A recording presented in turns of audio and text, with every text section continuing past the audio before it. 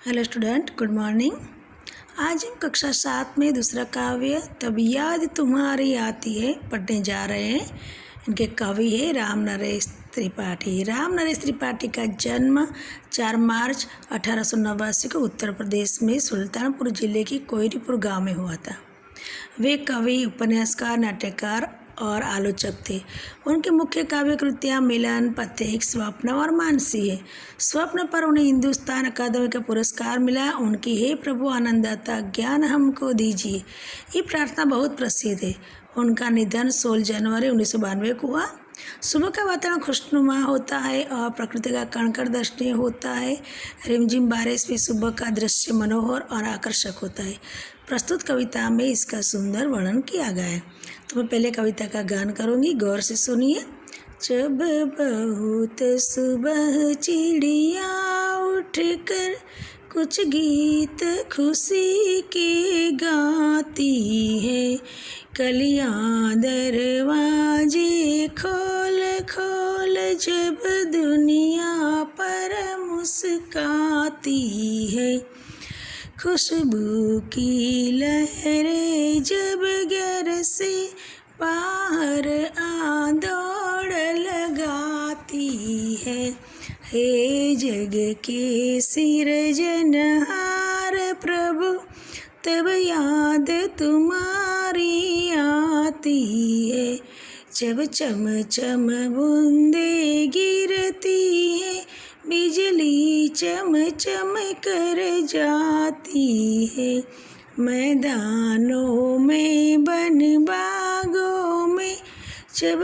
हरियाली लहराती है, जब ठंडी ठंडी हवा कहीं से मस्ती ढोकर लाती है, हे जग के सिरजनहार प्रभु तब याद तुम्हारी आती है, जब बहुत सुबह चिड़िया उठकर कुछ गीत खुशी के गाती है।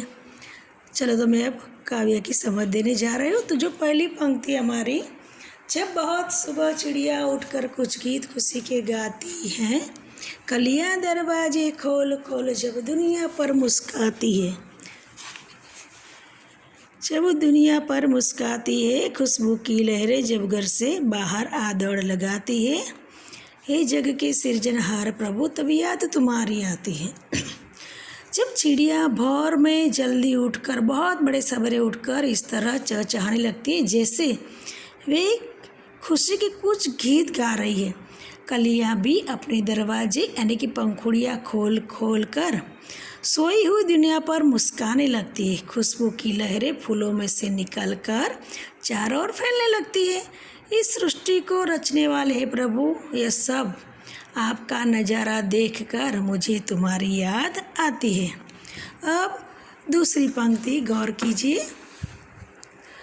जब छम छम बूंदे गिरती है, बिजली चमचम कर जाती है, मैदानों में वन बागों में जब हरियाली लहराती है, जब वर्षा ऋतु में रिमझिम बरसात होती है और वर्षा की बूंदें गिरती है, बिजली भी चमक कर चारों ओर चमकने लगती है, जब मैदानों में, वनों में और बागों में हरियाली लहराने लगती है, और जब ठंडी ठंडी हवा भी पता नहीं कहाँ से अपने साथ ढेर सारी मस्ती उठा कर ले आती है। यह सब देखकर हे सृष्टि की रचना करने वाले प्रभु, मुझे तुम्हारी याद आती है। अब गौर कीजिए, मैं अब गुजराती में समझ देती हूँ। तो पहला हमारा जो अंतरा है कि જ્યારે વહેલી સવારે પક્ષીઓ ઉઠીને એવી રીતે કલરવ કરવા લાગે છે જાણે ખુશીના ગીત ગાઈ રહ્યા હોય, જ્યારે કળીઓ પણ પોતાના દ્વાર એટલે પાંખડીઓ રૂપી દરવાજા ખોલી ખોલીને દુનિયા પ્રત્યે સ્મિત કરવા લાગે છે, હસવા લાગે છે, જ્યારે સુગંધની લહેરો ફૂલોમાંથી નીકળીને ચારેય તરફ ફેલાવા લાગે છે, ત્યારે આ બધું જ દૃશ્ય જોઈને હે સૃષ્ટિના સર્જનહાર, સૃષ્ટિની રચના કરનાર હે ઈશ્વર, મને તમારી યાદ આવી જાય છે।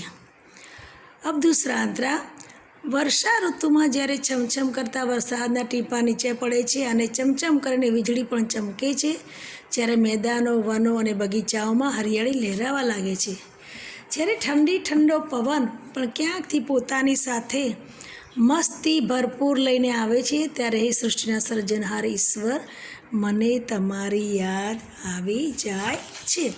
તો વિદ્યાર્થી મિત્રો, આ મેં તમને ગુજરાતીમાં પણ સમજ આપી.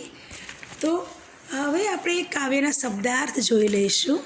તો સૌ પ્રથમ તમારે કવિ પરિચય લખવાનો છે, ત્યારબાદ શબ્દાર્થ અને ત્યારબાદ અભ્યાસ સ્વાધ્યાયના પ્રશ્નો લખવાના છે. તો શબ્દાર્થ જોઈ લઈએ. सुबह यानी कि प्रातःकाल, प्रभात. चिड़िया तो पंछी यानी कि पक्षी, हम चिड़िया को गौरैया भी कहते हैं यानी कि चकली. कली यानी कि फूल का खिलने से पहले का रूप. खुशबू तो सुगंध, सुवास. लहर तो तरंग, झोंका. सृजनहार तो सृष्टि की रचना करने वाले ईश्वर. बिजली तो विद्युत. हरियाली, हरा भरा. मस्ती, आनंद, उल्लास. ढोना तो बोझ उठाना. तो विद्यार्थी मित्रों, आपके सामने मैं शब्दार्थ भी पेश किए और एक कविता भी. तो कविता की समझ आपको